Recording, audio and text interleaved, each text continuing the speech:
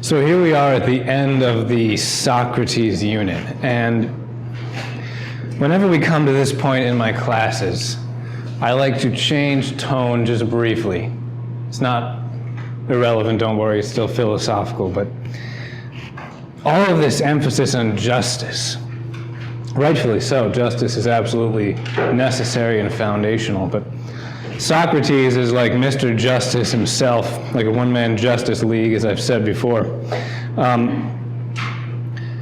One might be tempted to conclude, after spending so much time studying the teachings of Socrates, that justice alone is enough. But justice alone is not enough. Necessary, but not sufficient for the good life and for the good in general. There's one particular thing that is related to justice, but also beyond it. There's one particular thing, it's not absent from ancient Greek philosophy, but at the same time, it's not sufficiently emphasized in the same. So I like to take one discussion sheet, and I'll hand it out after we watch this video clip, to talk about justice, the nature of justice specifically, not with respect to any dialogue from Socrates, but also to talk about something, again, related to it, but also distinct from it. And there's nothing better, I think, to start this discussion than to watch a little video clip that I find very helpful in illustrating precisely the point we need to discuss on this next sheet. And this clip is just about 8 or 9 minutes from the beginning, the very beginning, of the 1998 Les Miserables. Anyone seen it? You've seen it? All right, so you know it's coming. It's a beautiful illustration of a certain something that's going to be the topic of what we'll discuss afterwards. This is, if you read it, it looks like Les or Les Miserables. It's French. I highly recommend the movie. There's a 2012 version as well, which I have not seen. It's a musical, and I'm not a fan of musicals, but anyway, at the minimum, I can say this is awesome. The 1998 version is wonderful. So we'll take a look at just the first 8 or 9 minutes of it right now, and I think this will be a perfect introduction to the discussion we will have after. Whoops.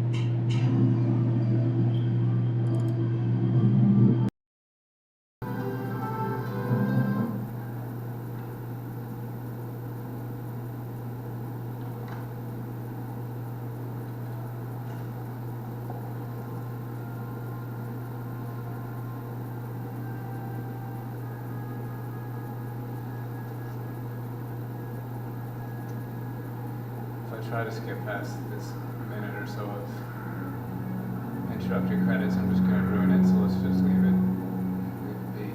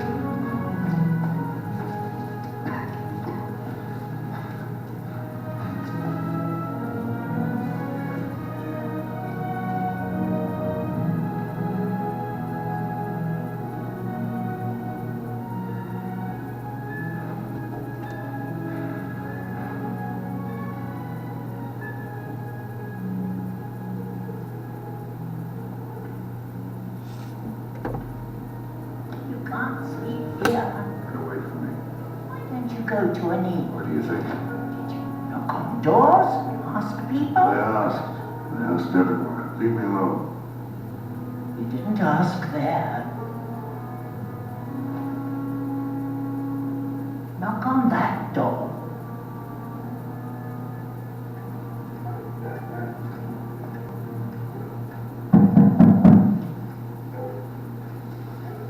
How can that be?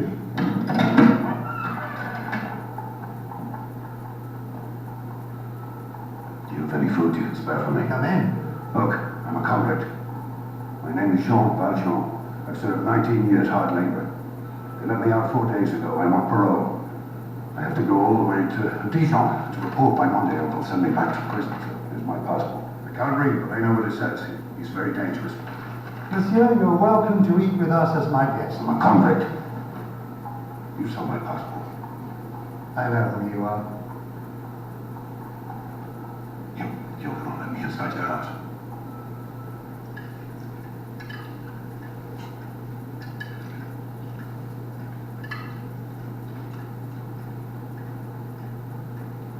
What crime did you commit? Maybe I killed someone.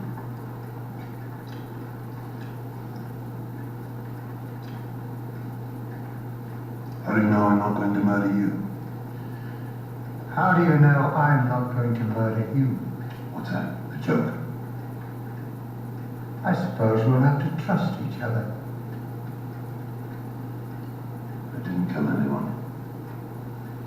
I'm a thief. I stole food. I stole what I paid for it. 19 years in chains. So they let me out and they give me a yellow passport. What can I do with a yellow passport? I have to go to my parole officer in Dijon and then what? Starve to death? 19 years. And now the real punishment begins. Man can be unjust. Man, not God.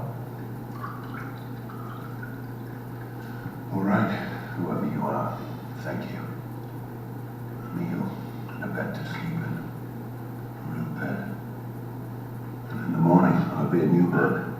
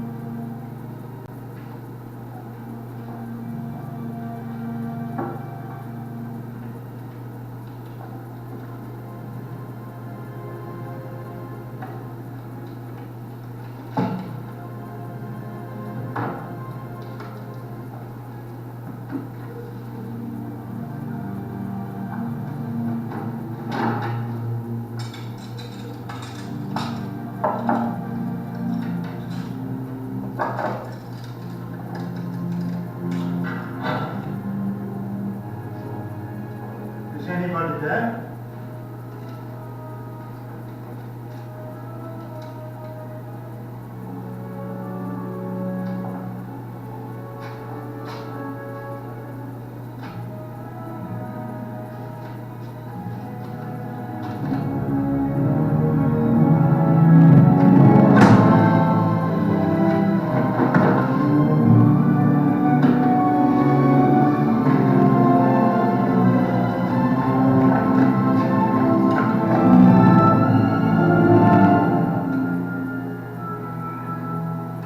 So we'll use wooden spoons. I don't want to hear anything more about it. I'm sorry to disturb you, Caught him. but I had my eye on this man. And God. I'm very angry with you, Jean Valjean. what happened to your eye, Monseigneur?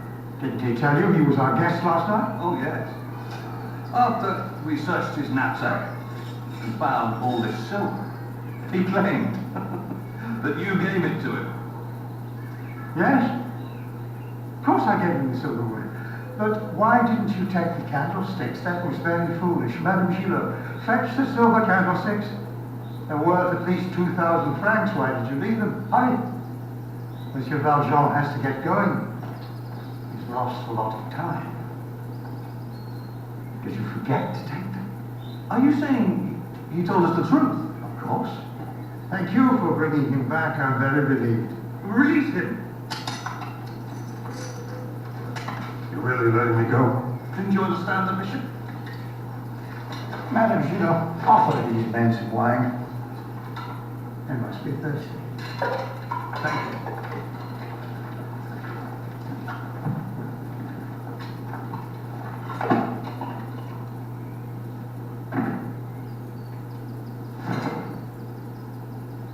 And don't forget. Don't ever forget. You've promised to become a new man. Promise? Why are you doing this? Jean Valjean, my brother, you no longer belong to evil. With this silver, I bought your soul. I've ransomed you from fear and hatred. And now I give you back to God.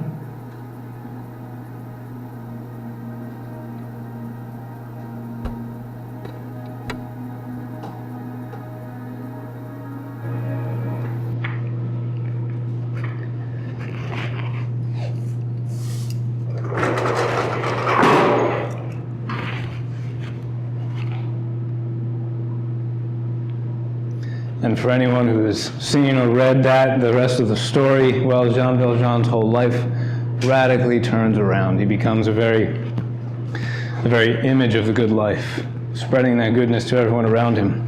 Now, here's the question. Why isn't the projector turning off? I pressed the off button.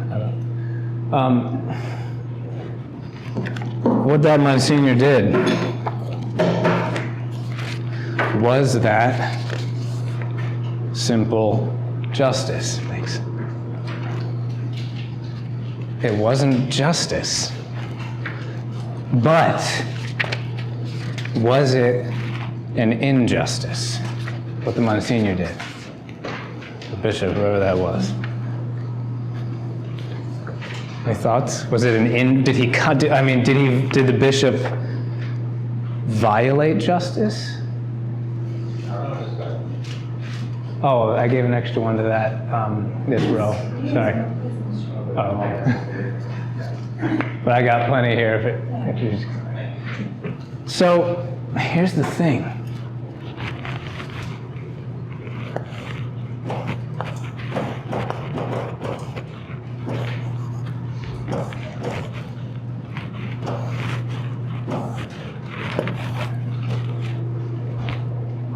What that Monsignor did was not justice. And yet at the same time, we all, I think, intuitively know that it was not an injustice either, that it was not a violation of justice. But if it wasn't justice, and if it wasn't a violation of justice, then what was it? Mercy. And that's the big thing that's not entirely absent from ancient Greek philosophy, but it's certainly not in there enough. And as I said before we watched this clip, if all one had was ancient Greek philosophy, one might be tempted to conclude that justice alone is enough, but it's absolutely not. Now, here's the thing.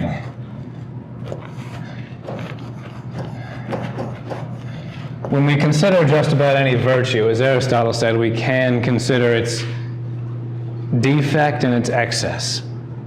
Inasmuch as the virtue itself is the golden mean, as Aristotle said, in medio stat virtus, in the middle lies the virtue. Which does not mean that virtue is this lukewarm compromise between one extreme and the other. That's not what it means. Virtue is on an entirely different plane from the vice of defect and the vice of excess, which is why whenever I do this, I always write the virtue itself somewhat higher than the two corresponding vices, just to illustrate that point. Now, if we look at the vice of defect, and justice is a very broad virtue, it could even symbolize, it could even refer to all the virtues, but in this case, let's talk specifically about the form of justice we have when something wrong, when something punishable happens, when we are applying justice to the question of punishment. Well, we have two vices. We have laxity,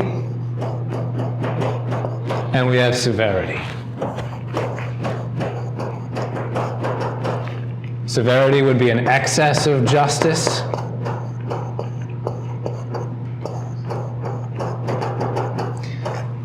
And laxity would be the defect of justice, meaning insufficient.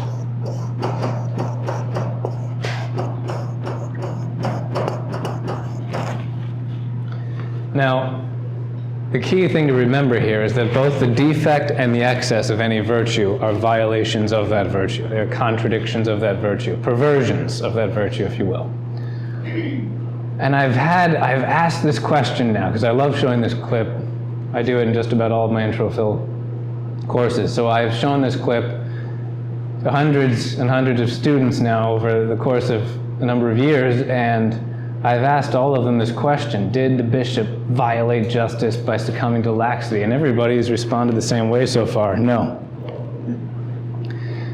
And I'm glad to see that that's the answer that everybody gives, because clearly he did not violate justice. Clearly the bishop, in other words, did the right thing.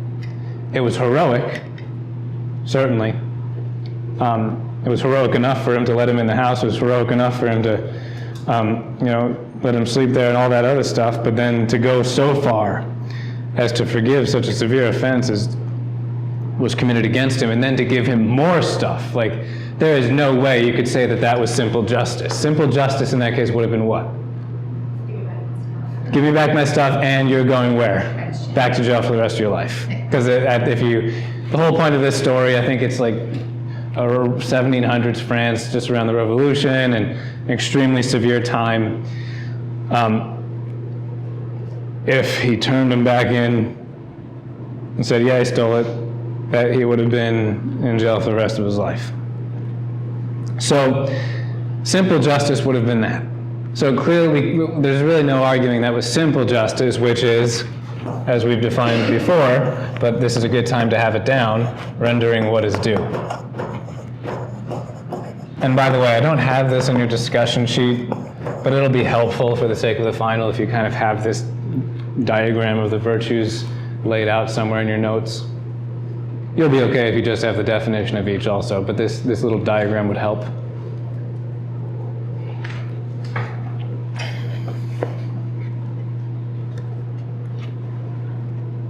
All right. So if it wasn't justice and if it wasn't laxity, then we're left concluding, well, obviously it wasn't severity, so perhaps then it was mercy. But what then is mercy? Well, as I have it laid out in this diagram, you can see that on the left or on the right of justice and below, we have violations of justice. But above justice, we have not a violation, but a perfection. So that's one way of looking at it, a perfection of justice. It's a sort of higher justice than justice itself. But let me give you a more helpful definition for mercy. A virtue influencing the will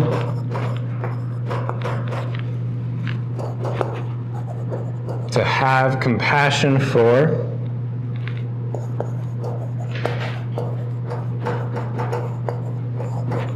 and, if possible, alleviate another's suffering.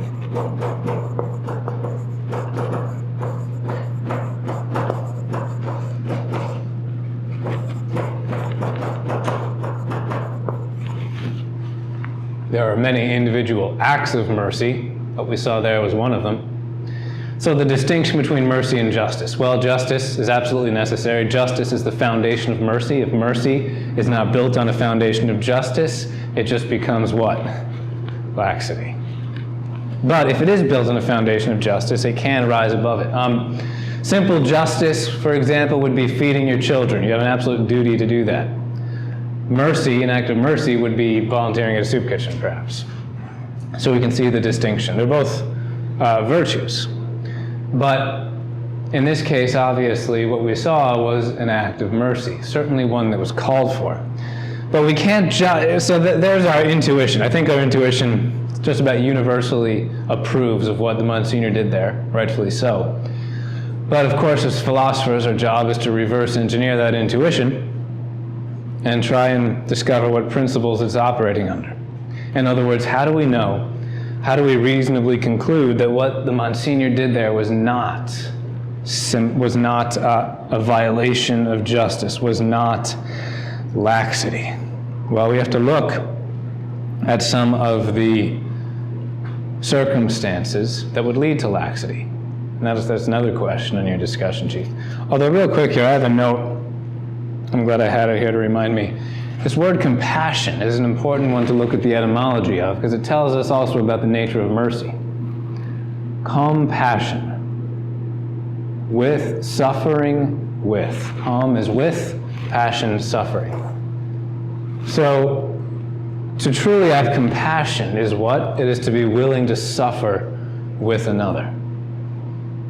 As we can see here, the definition of mercy alleviates the suffering of another when, if possible. It's not always possible to alleviate the suffering of another, but you can at least always have the willingness to suffer with that person, to be with that person in their suffering.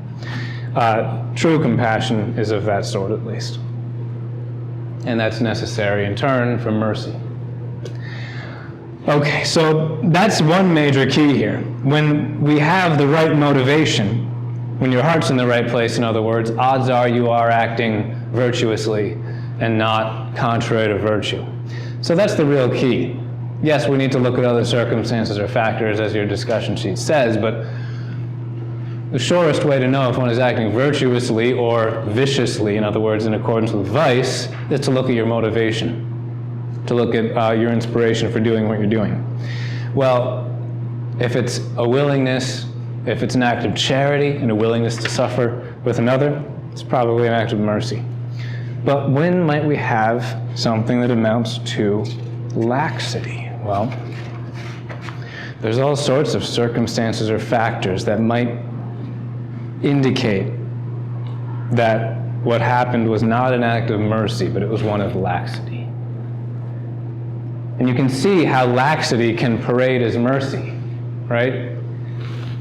Dispensing from the just course of action when it is clearly called for, and pretending that you're being merciful when you're not. For example, fear.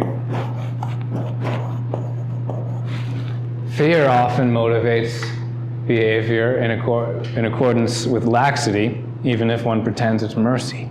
If you're afraid of the person or group or whatever against for whom justice is called, then you may dispense of justice not because you're being merciful, but because you're being lax. Lax is the vice here. Laxity is being the vice here. Think about the years leading up to World War II. There was this notion of appeasement, which said what? Give Hitler what he wants, or hopefully he will stop. He's conquering these, he's declaring war, he's invading these countries. Well, clearly justice demands that he be stopped, but we're afraid of doing that. We're afraid of him. We don't want to be on his bad side. We don't want his we don't want his violence to be focused on us. Therefore, we're going to turn a blind eye and not stop. Is that mercy? Obviously not. There is no virtue in that. There is no compassion in that. There is no charity in that. There's nothing but laxity. Fear leads to laxity. You think about this, as I've mentioned before, this whole Me Too movement has revealed how lax certain powerful people have been dealt with over the last number of years. Obviously, this came up in the discussion where Socrates ironically is saying the worst thing you can do to someone is to let him get away with evil. To have him be evil, remain evil, and always get away with evil. Well, in that, say, we can also correlate that to this discussion. Someone not being turned, a sexual abuser not being turned in, one could pretend that's mercy, but is it mercy? Of course not. It's laxity, because that person needs justice and is not being given justice out of fear. How about this one? Laziness.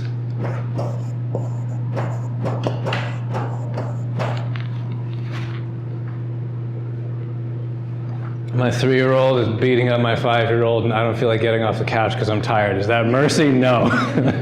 That is laxity. I should arise from my couch and go institute justice and give the 3-year-old a timeout. But instead, laziness makes me stay on the couch. That is laxity, not mercy. What else might lead to laxity?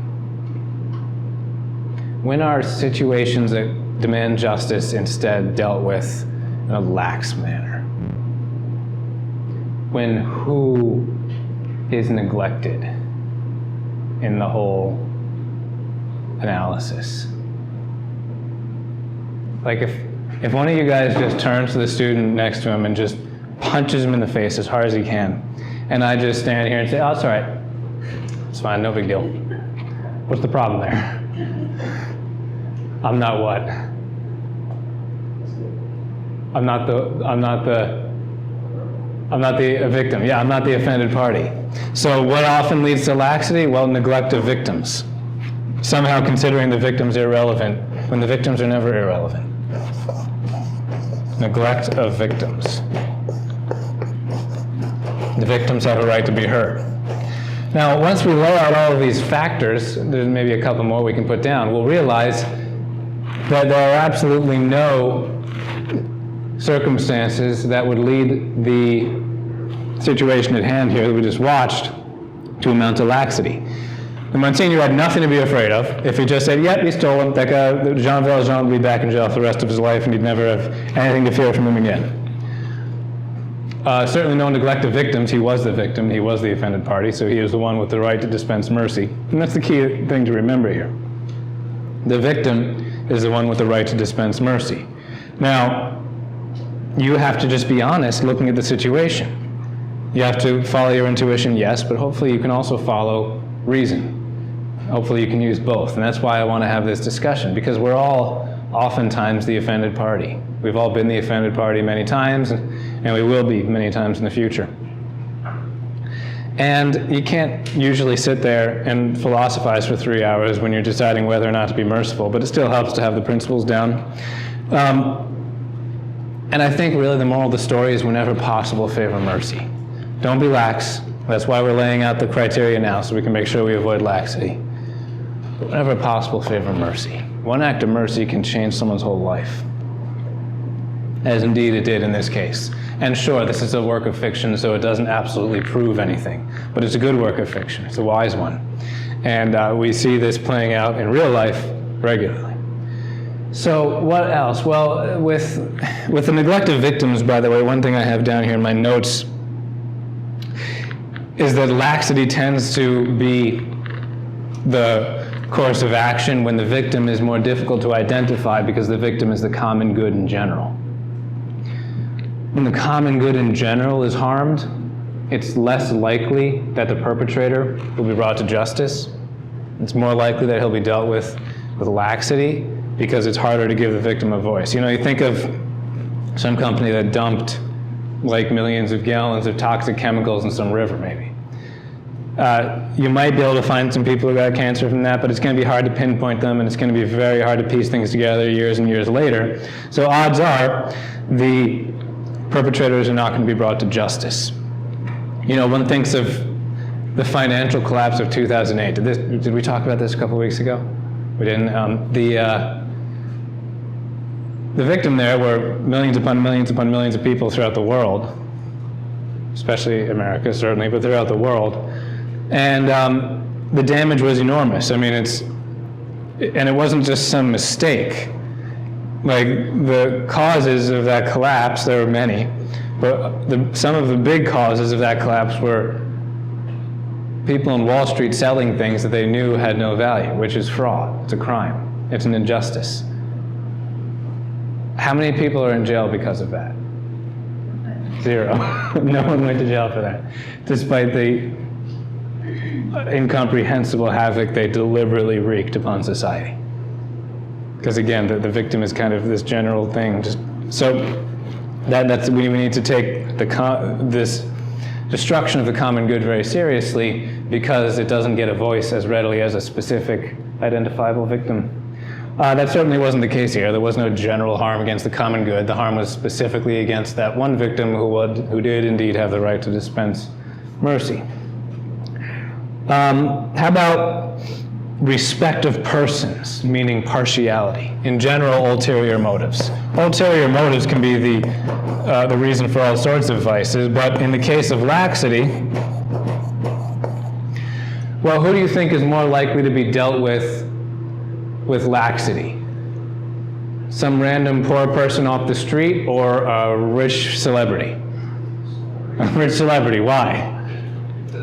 They have money, they have influence. People who are associated with them tend to want something out of them. If you want something out of somebody, if you have an ulterior motive, in other words, you're unlikely to use justice, because that might turn that person off to giving you what you hope to get out of them. So laxity is a good way to manipulate, and it's a good way by good I mean bad.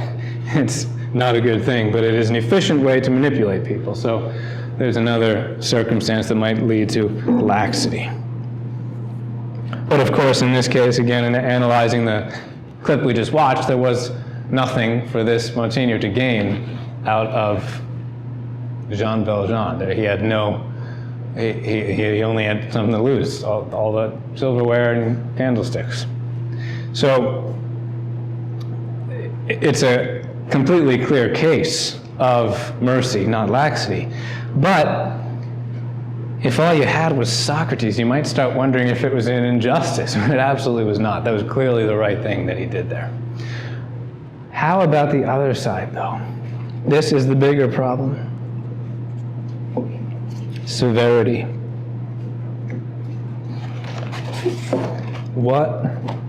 What's specific? Let's just first get the most obvious thing down. We have and I don't know why I can't turn this projector off. We have a certain emotion that is always inclining us toward severity in almost every situation, namely anger. You're driving down, 372 over the bridge, about to merge into Mill Street, and you've been waiting for all this time to take a right up to Mill Street to get to Hudson Valley, and somebody cuts you off and you want to what? You want to murder him, right? You want to just kill him in cold blood. But obviously that would be a bit severe. It would be a bit severe to murder somebody because he cut you off. But we have this thing called anger, unfortunately. In and of itself, it's not wrong. In and of itself, emotions are just indifferent. They're morally indifferent. Anger usually leads us to injustice, unfortunately, but anger can also be used for good. For example, if you find that you're getting lazy about issues that matter, about justice, about the rights of people, about all the wrongs happening, if you find you're completely apathetic and lazy about that, it could be helpful to stir up your anger a little bit about them. But usually anger inclines us towards severity, unfortunately. And that's obviously the case with things like road rage and just being annoyed at things constantly. But the road rage can get serious, yes, but usually it's not. Usually it just makes us stew on things that we should just forget about. But anger has much bigger consequences in other situations. Anger inclines one, for example, to vengeance. Vengeance would be just another perversion of justice. Justice seeks balance. It seeks what is due. Vengeance wants to simply return as much harm as possible to one who has caused harm. So anger. Don't want to succumb to that. What else might lead a given case to be dealt with severely. And we can think of the obvious cases. Think of a judge. Hopefully a judge renders justice and is willing to dispense of mercy when it's called for. But what might incline a judge towards a severe decision? When it's a personal matter, like if actually. Oh yeah. So that, if it's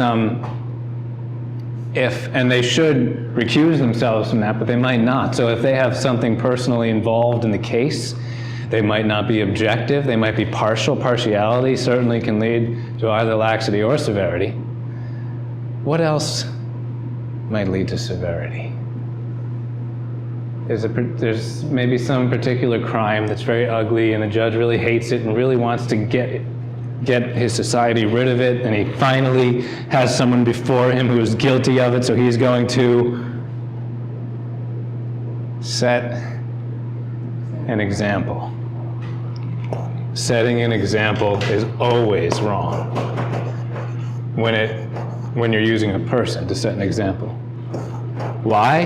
Well, it's against this thing called, and you don't need this in your notes, but I'm going to toss this on the board. This is against the personalistic norm, which I think is a beautiful norm. I can't remember what philosopher first coined this phrase, but it's fairly new, maybe 1900s, 1800s. A personalistic norm says a person must always be considered as an end and never a means, never a mere means.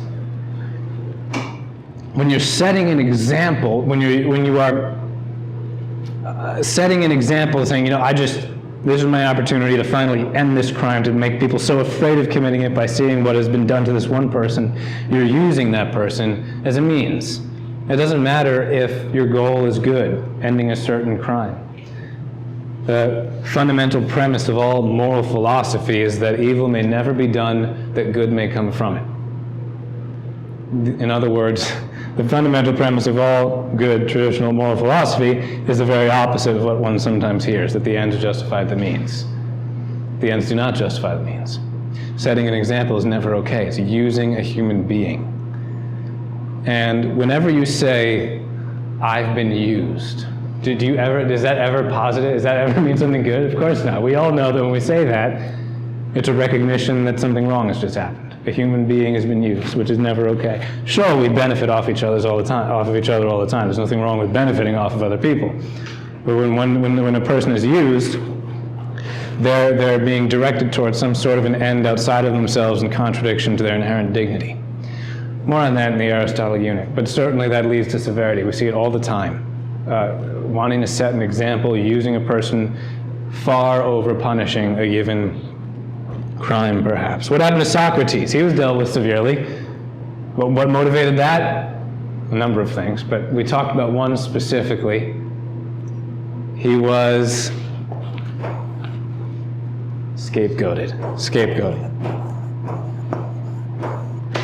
As we discussed while going over the Apology, if we fail to recognize that general societal problems arise from society in general, and if we instead blame one person or group, if we instead blame some broad general societal problem that always has existed on some individual or group, we're always going to deal with that individual or group severely, which is why scapegoating is so wrong, which is why it's always leads people to contradict justice. Yes, some people are more to blame than others. That's obviously true, but they're not entirely to blame, so we must not scapegoat.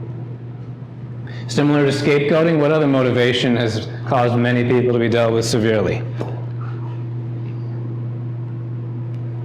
Prejudice. Oh, this person belongs to a given race, culture, religion, nationality, whatever. Therefore, they must be guilty of things that other people in that same group have committed. Well, that's not very rational, and it's certainly a contradiction of justice. It certainly leads to severity all the time. Some of the worst severity has come precisely from that. Just look at the 20th century and the genocides undertaken in those years. Another broad category that causes us to act severely is to neglect mitigating factors. There's always many of these.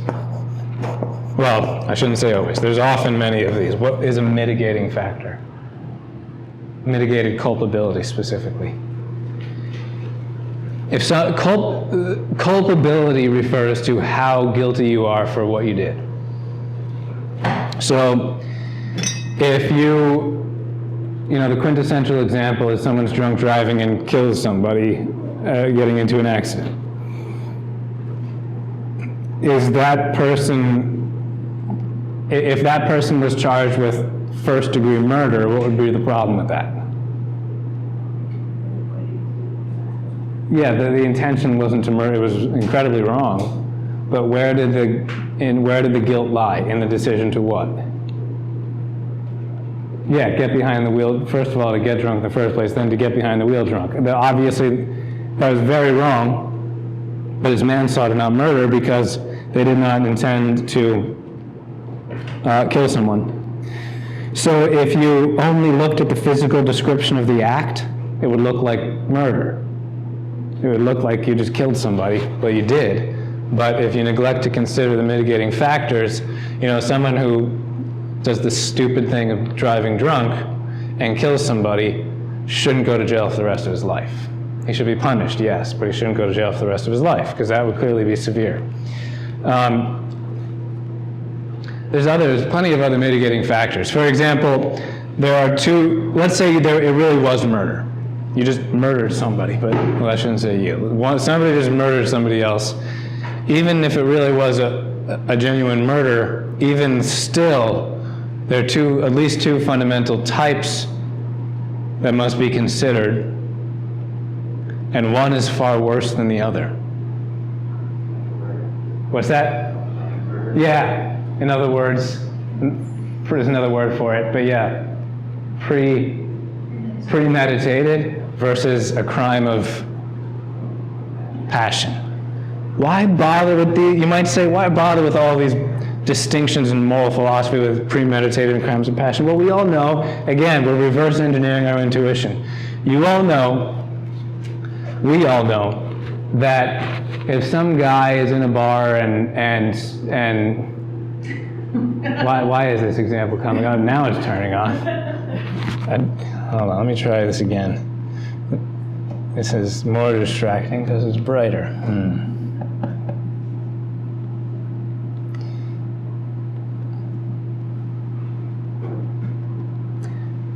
I don't want to hardware turn it off because I need to use this again. Whatever, we're just going to have to work with this. Well,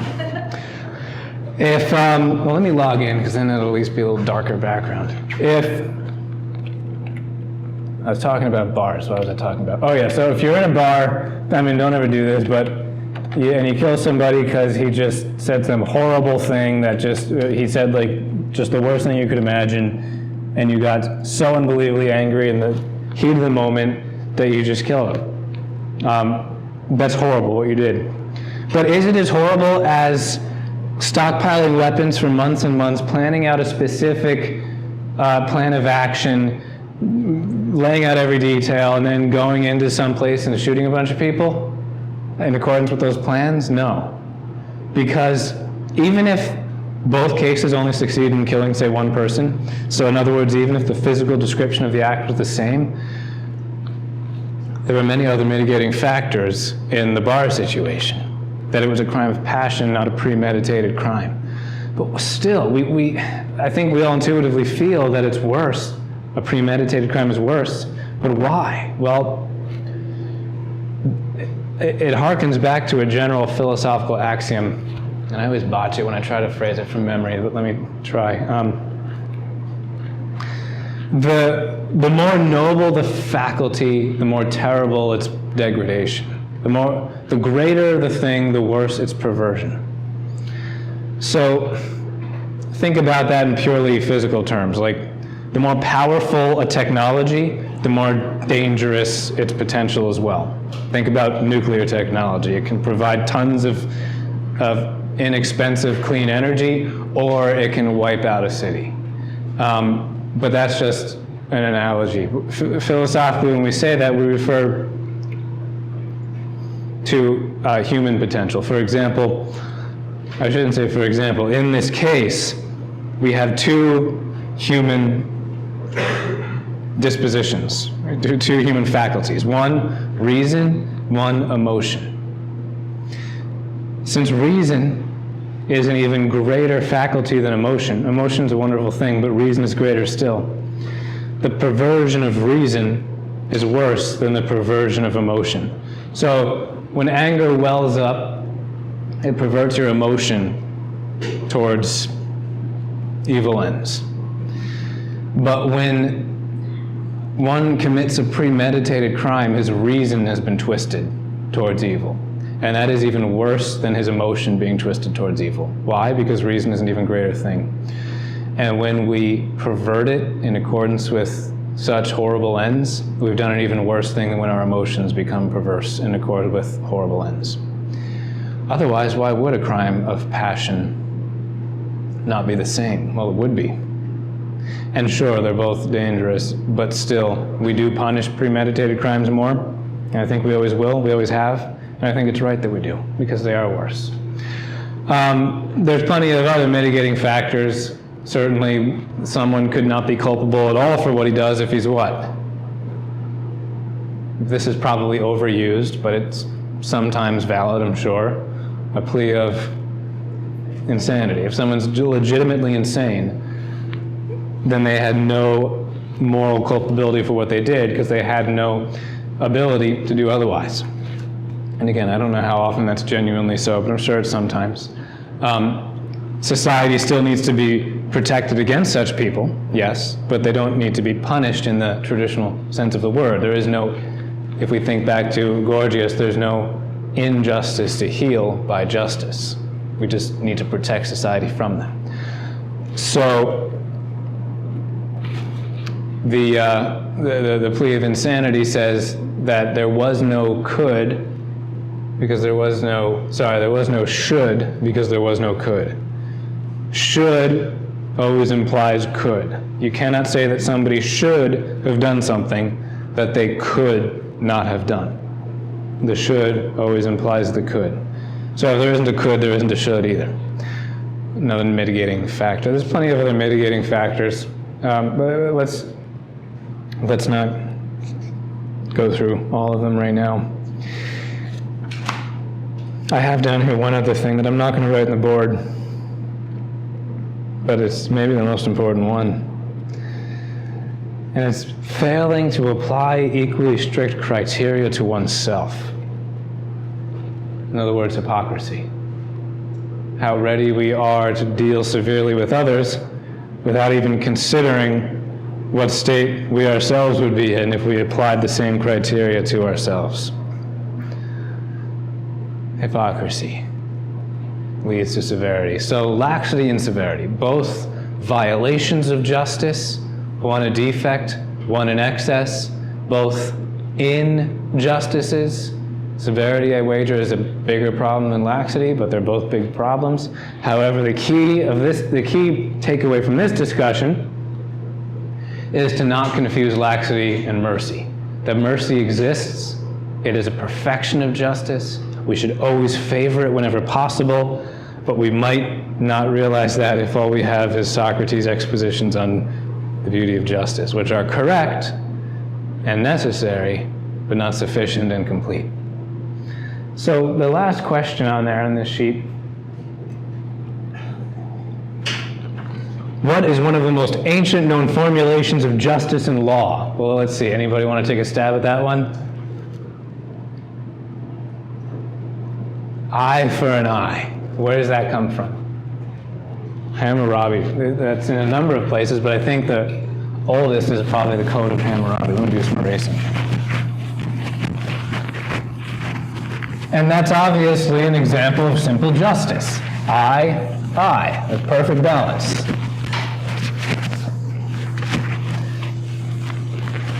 That is, it has often been pointed out that an eye for an eye may actually have been intended more as a limitation of vengeance. If in other words, it's if an eye is taken, don't take more than an eye. It's seen as severe because of a certain way it's looked at, but it's not necessarily severe. It is justice, an eye for an eye. That is about as straightforward an application of justice as one can think of. So Code of Hammurabi. I can't remember how old that is. Thousands of years BC, probably. Well, I bring this up because there are at least two extremely well-known sayings that go off of this very saying, and they don't necessarily contradict it, but they do point out that the simple justice displayed in it is not a sufficient norm for the good life or for creating a good world. An eye for an eye makes, anyone heard this? Makes, well, yeah, continue that even further, and you've hit the nail on the head. You've come up with a quote on your own, in fact, if you just take it, extend this even further. An eye for an eye makes the whole world blind. Who said that? Gandhi. Gandhi. An eye for an eye makes the whole world blind.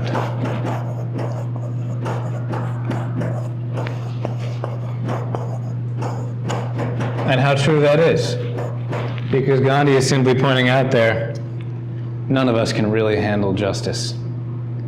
We all want mercy for ourselves. Let's be willing to dispense it for others.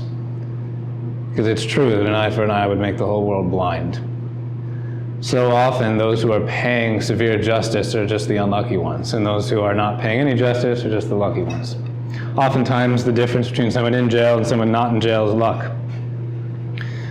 That's just one example. In this case, from this perspective, we can see mercy as just one particular application of the golden rule. Do unto others as you would have them do unto you. If you would like to receive mercy, then you better be willing to dispense it for others also. That's about as rational and reasonable as it gets. And in fact, it's kind of an application also of Immanuel Kant's categorical imperative. And it just dawned on me. We didn't talk about that last class, did we? Did Immanuel Kant's categorical? Shoot, I knew I was missing something from the Credo discussion. All right, that's okay. This will be a perfect time to talk about it after we're done with this. All right, but anyway, one more. There's another equally well-known quote that goes off of this very same motivation, eye for an eye. You have heard that it was said, an eye for an eye and a tooth for a tooth, but I say unto you, offer no resistance to the evil man. If one strikes you on the right cheek, turn to him the left as well. What's that? Yeah, that's Jesus. And you don't need that whole quote down, but you can at least have the short version, turn the other cheek.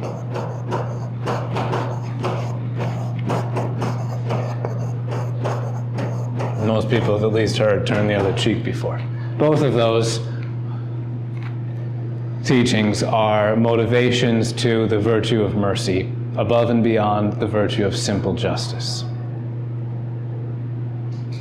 This never means that we can contradict justice. Justice always remains the foundation of even mercy, but the key is to have a disposition of mercy.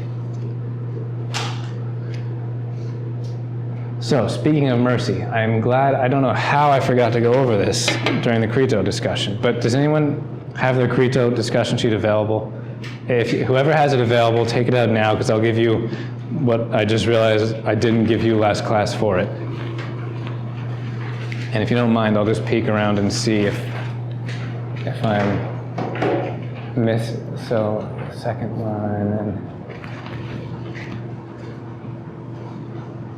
wow, yeah, okay. So the second question there is why not break the law if it benefits you and you wouldn't get caught? Oops. Thank you. Why not break the law if it benefits you and you wouldn't get caught? Why wouldn't Socrates escape prison? Well, we already settled that Socrates is convicted in his conscience that that would be an injustice, and he will never commit an injustice. But we didn't answer the more general question of why not break the law if it benefits you and you wouldn't get caught. Well, Immanuel Kant was a modern philosopher, one of the fathers of modern philosophy, along with Descartes, but he has, this teaching is very traditional that he has, it's called the categorical imperative. So I'll just have down Immanuel, and since I don't have my Creto notes with me, I'm going to have to go from memory. Immanuel Kant's, it's just called the categorical imperative. This is his most important teaching. And some people would laugh at me for saying that Kant's most important teaching is a categorical imperative, but I am convinced that is the case. Some of his other more, or at least equally famous teachings are rather absurd. This one is not absurd, it's very wise. The categorical imperative simply says this. I'll try to call it back to mind as accurately as I can, then I'll put something on the board for your notes. He says, one may only ever licitly, reasonably, rationally operate under the influence of principles which, if those principles were to be universalized and have everybody in the world operate under them, would then not result in societal chaos. Let me say it a different way. You can only operate by a logic. You can only use a logic to justify your actions if that same logic could reasonably be implemented by everybody else in the world without that resulting in chaos. So to contradict that teaching, to say, no, I am going to go ahead and operate by virtue of principles which could never be reasonably universalized. I am going to justify my actions with a logic which, if everybody were to justify their actions with would destroy the world. To do that is to basically say, what about yourself? That you're superior to everybody else. That it's kind of like having a God complex, thinking you're God, thinking that you are in this whole other category of being.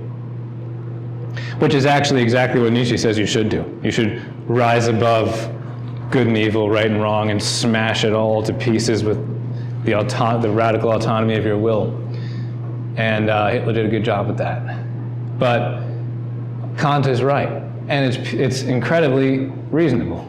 It's really just a very simple application of reason, and I'm sure he took, I haven't read his exposition of it, because I don't have 500 years to spare, but I'm sure it took many pages to get to it, but really, it's just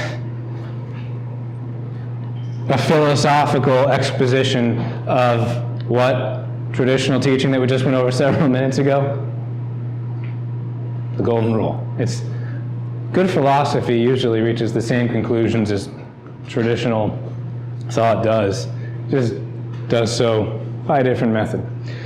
And it's good to know the same conclusion by as many means as possible. I'm not saying that there can never be disagreement between the different means. I mean, I'm not saying one never has any right to contradict another. I'm just saying don't worry. There's nothing wrong with coming to the same conclusion using one method than you did with another method. That's a good thing. That just bolsters your confidence in that very thing. In philosophy, one should want to be as unoriginal as possible. Originality is the most overvalued virtue. It's not a virtue at all, in fact. Be original if that's called for, certainly. But don't be original for the sake of originality. That's just called being an attention grabber. How shall I put this succinctly? So if you don't have your Creto discussion sheet, just sneak this somewhere in your notes with a little reminder that this goes with the Creto sheet on the second question. One may only illicitly operate under principles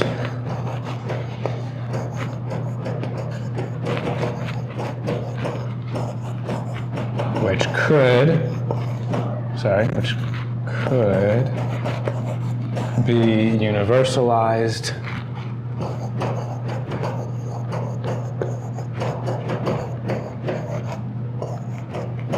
without chaos resulting. So how is that particularly relevant to the question at hand? Why not break the law if it benefits you and you wouldn't get caught and you think it's a stupid law anyway? Well, what if everybody broke laws that they thought were stupid and they disagreed with and they could get away with breaking? What would that make the world look like? A mess.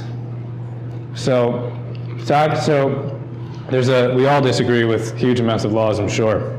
And we've already talked about all the many cases we should break the law. We don't need to go over all that again. But the point of this categorical imperative with respect to this particular consideration is that merely thinking a law is stupid and being able to get away with breaking it does not justify breaking it. Because by that logic, everybody else should do the same thing, since there's nothing special about any one of us. We're all just human beings. So if everybody did that, chaos would result. Society could not function. Therefore, don't do it. Do not artificially exert your own superiority to others when in fact it doesn't exist, because we're all equal.